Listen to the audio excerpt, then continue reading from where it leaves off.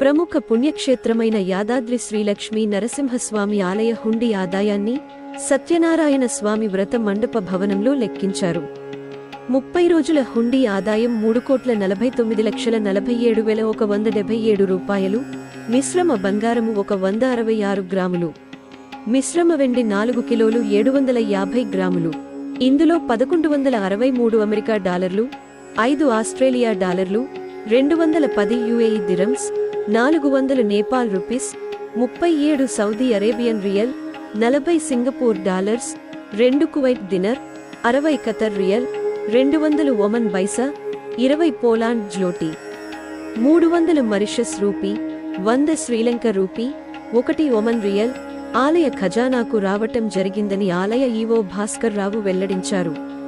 వరుస సెలవుల నేపథ్యంలో భక్తుల రద్దీ కొనసాగి ఆలయానికి భారీ మొత్తంలో ఆదాయం సమకూరుందని అన్నారు.